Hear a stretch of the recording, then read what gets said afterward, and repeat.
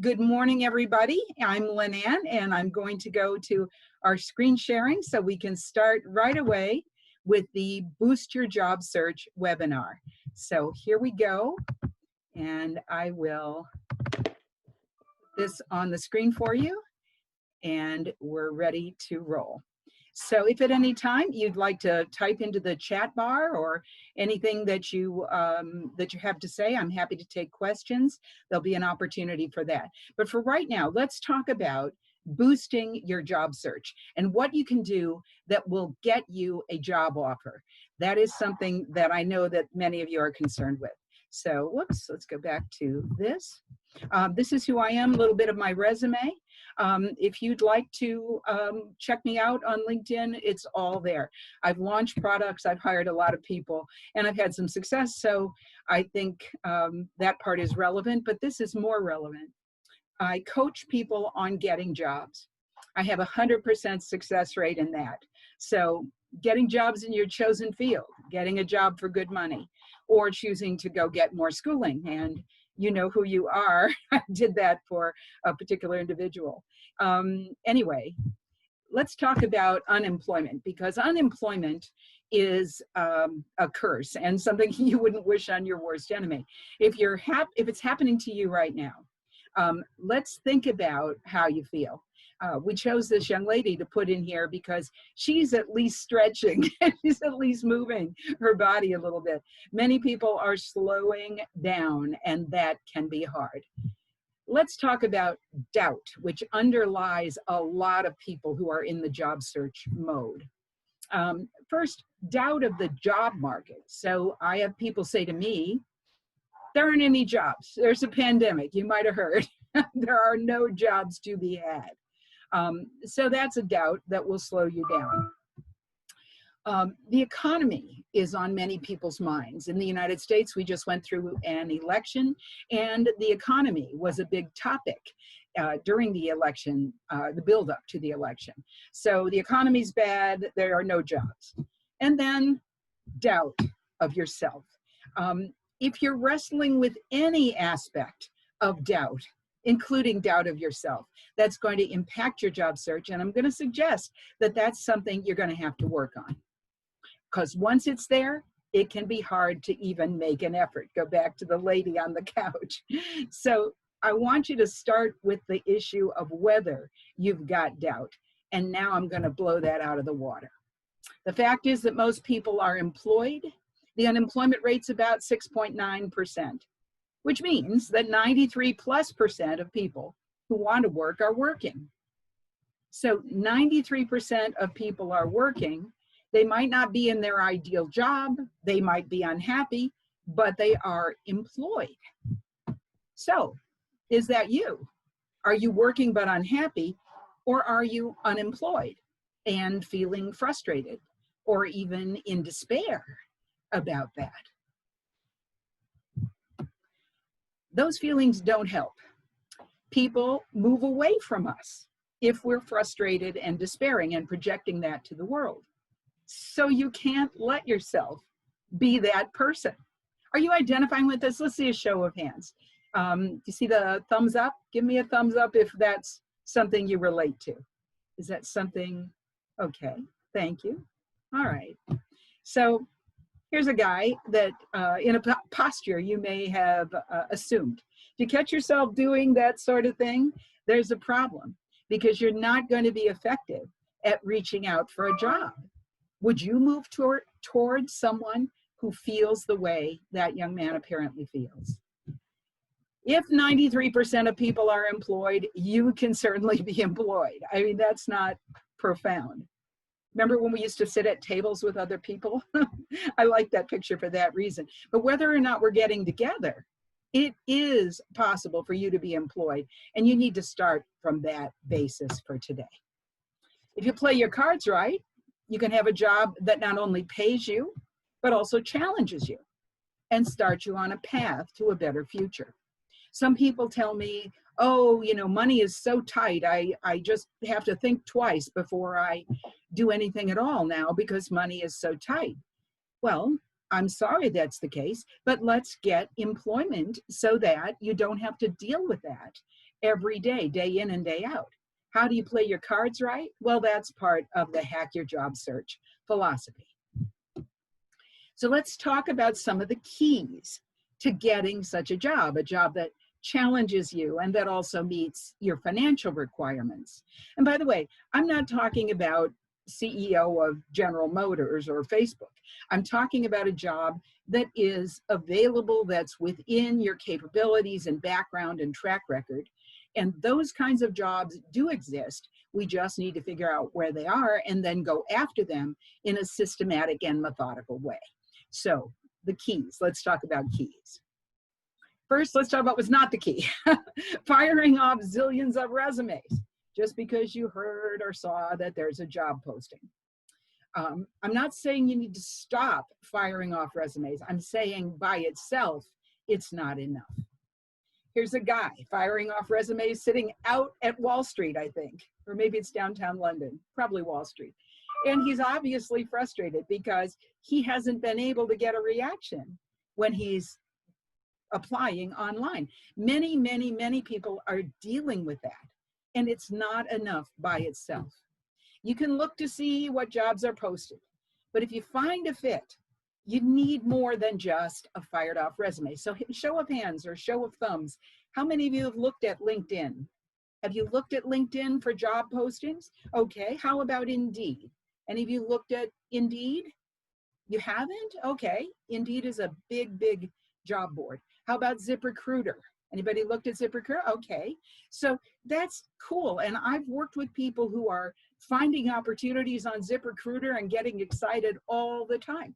I have to honestly say none of them are turning into jobs on their own. There has to be more than just the electronically transmitted resume.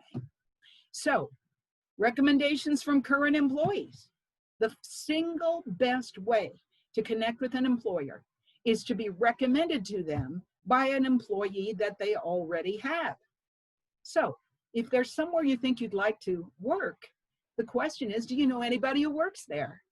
That's not terribly profound, but a lot of people tell me, oh, I don't want to hit up my friend because, I don't want her or him to think that he has to recommend me, anything like that. It's a shame to think that way.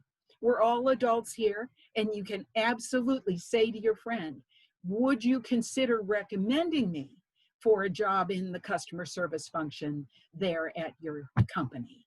And they can say no, and it's not the end of the friendship. But don't let things go by because you're afraid to extend yourself and say, would you be willing? There's an example. Here we have a guy in the center who is coming out of his place of employment. That's the building behind. And he is introducing his friend, the lady on the left, to a woman he works with, the lady on the right. And that is credibility immediately, because someone that woman knows and trusts, namely her employee, the guy, is introducing the woman on the left. So that gives her credibility.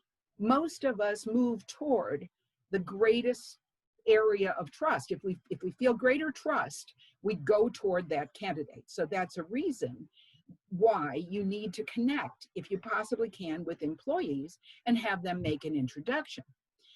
Did you know about employee referral programs?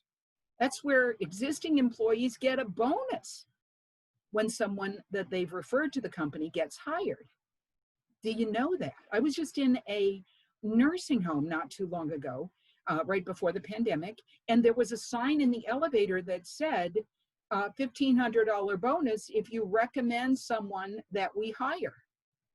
Bonus for employees if they recommend someone that the organization chooses to hire. I went, wow, in a nursing home, there would be a $1,500 bonus. That's enough to matter. So I would say don't underestimate this. Sometimes employees can get thousands of dollars for referring someone talented. And even if it's not thousands of dollars, it could be a meaningful amount of money. So we are all thinking about our own financial stability, and also we're thinking about how we can help others. So in addition to the financial, we have the opportunity to be helpful. And of course, some job openings aren't on job boards.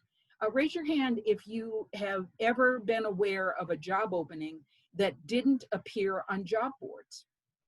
Because I certainly have. I've worked for organizations where I was looking to, to hire, but I was not posting it in any open setting because I didn't want a flood of resumes of people I didn't know. I would rather put the word out subtly to people I do know, meaning my employees, that I'm looking for this type of an employee, rather than getting the masses I don't know and I've got to vet. So some openings just aren't even posted on job boards.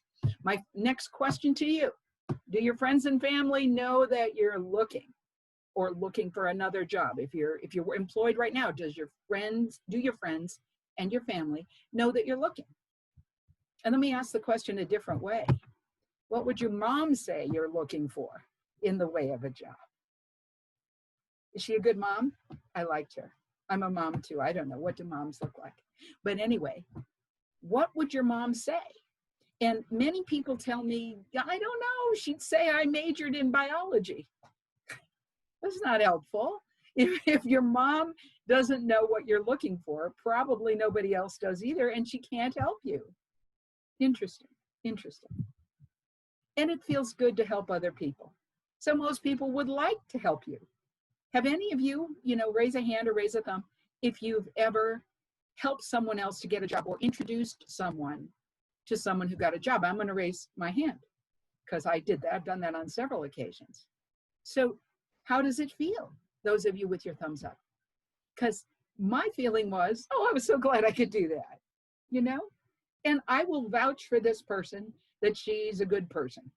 I can't say how great a worker she'll be. I haven't worked, beside her, but I will vouch for her being a good person. And that's enough to give you an edge in the job market. So what should you look for in a job? What are the qualities of a job that are most important to you? I have people telling me, I don't want to do that exercise. It's a wish list. I hate it. I won't be able to get all that stuff. Well, okay, if you want to be the next host on Jeopardy, probably they've already filled that job with Ken Jennings, the guy that won all the money on Jeopardy. But if you want a regular job, something other than the Alex Trebek replacement job, if you get clear about what you're looking for, you have a better chance of getting exactly that. Many people tell me, I don't know, anything that fits, anything that pays, I need an income. There's a problem with that. You don't know what you want, and you won't know an opportunity when it comes to you. Or you're forcing a fit. Well, I could do this. Okay, there are probably a lot of things that you could do in a sense of the word could, but they're not going to be to your greatest strengths. I have an MBA, and one of the things that has happened over the years is the way we look at skills for jobs. When I was getting out of school, the idea was, what are your weak spots? What are the areas in business, because an MBA is a business degree, areas in business that you are weakest in? And then can you study those areas so that you build up your weak areas? Well, that whole idea is dead now. We're not doing that anymore. Instead, we're focusing on, what are my strengths? What am I really good at? And then we find someone else to do the weak spots, rather than trying to make ourselves into something that we're not naturally a fit for. So we go to strengths. Do you know what your strengths are in terms of a job? And can you make a list? Because I recommend you start with this after the attitude issues we discussed. What are the qualities that would be there in your ideal job? Some people tell me they're worried about doing this exercise because they're afraid if they actually write down what they want, they're never going to find anything like it. I think that's a tragedy. If you don't believe that there are jobs that will fit you, then there never will be one. Yes, you may have to give up a few of the things that you really wanted. But if there's a fit on a few other things, that can be enough to make this the best job move of your life. So getting clear on the qualities of your ideal job is something you can do next. So I want to take a pause here and ask, Lindsay is helping me, do we have any questions in the chat box or anything that I should be speaking to? If you just tell me, I'll be happy to speak to it right now. Lindsay is my daughter, and she's helping me on the technology side. Okay. All right.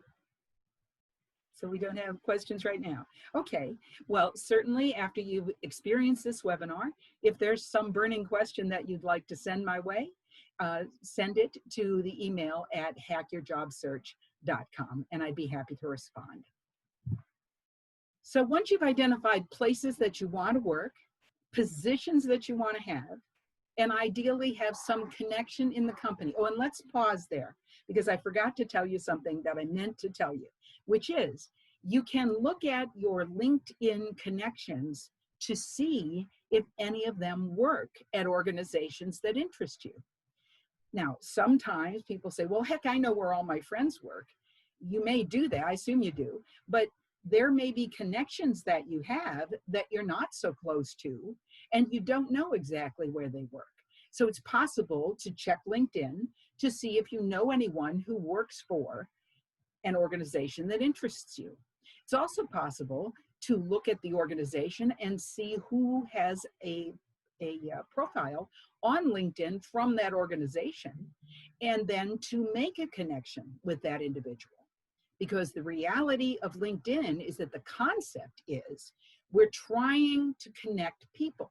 So if I write to you and say, I see that you work at, you know, pick an organization, Estee Lauder. You work at Estee Lauder. I'm interested in being in the cosmetics business, and I wanted to ask you if you would be willing to have a conversation with me just to give me some advice about the industry. I have a degree, I'd like to apply it in a marketing role. Could we have that conversation?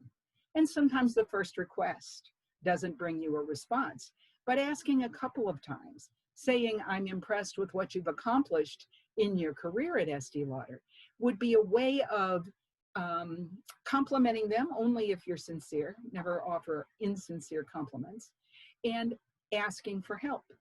Again, remember that people are happy to help others. In the case of someone who's only connected to you on LinkedIn, but with whom you have no personal experience, they're probably not going to be willing to endorse you. I just had someone in Europe yesterday who sent me a note. He's a LinkedIn connection. Would I introduce him to a podcast host who had interviewed me for his podcast? And I wrote back and said, he interviewed me. I'm not his best friend. I can't endorse you. I don't know you. And the gentleman wrote back from Europe and said, you know, I understand that. Would you like to become more familiar with who I am? So, you know, I'm going to look at a couple of things that he's done and see if the book that he wrote has credibility, and then I might be willing to introduce him. So it's something like that, giving people a chance, okay? And in can look a lot of different ways. I have to tell you, a big opportunity is your parents. If you're a younger person and you have parents who are in the workforce and reasonably senior in their jobs, it would be a good idea to find out if there are opportunities at their organization or at partner organizations, organizations that they partner with or have relationships with. You may not like that, but once you have a start in another company or another organization, or even in your parents' organization, if they don't have prohibitions against members of the family coming in, you'll have a start that will be credible. Understand that there are many jobs in most people's careers now, so you probably won't be there forever. Last point on that, when you're in a job, you are there 110% until the last moment of the last day when you depart. You're not 1 foot out the door through your entire tenure, or that will be obvious and it will hurt your career. So what next? I hope you'll consider the e-course. It's Hack Your Job Search. And just so you're clear, that's a 10 video series that'll walk you through every step toward getting a job offer. For a limited time, because you're on the video today or on the webinar today, I'm making the deal sweeter. In addition to 10 videos and the 9 homework assignments that you normally get as part of this package, you get a bonus. And that, when you make the $97 investment, you get the videos, you get the homework, and you get an exclusive bonus video to learn how to negotiate. By the way, that was an idea I received from the first purchaser of the Hack Your Job Search video series. She said, "Why didn't you do a video about negotiation?" I said, "Well, I'm happy to do that, but negotiation is something that happens after you get the job offer." So what we're focused on in Hack Your Job Search is getting a job offer. Negotiation is after, but I did do a video in response to her request. You'll also get an hour with me for one-on-one job search coaching. So that would be a chance for you and I to do a video, just you and me, to talk about your own job search and figure out what opportunities there may be that you haven't yet taken advantage of. So that's another part of what I'm willing to do to incentivize you to participate and to get involved and to go further with this. It's time to make the investment. Go to hackyourjobsearch.com, sign up, and start today. Been a pleasure to see you. Thank you for being part of our webinar today.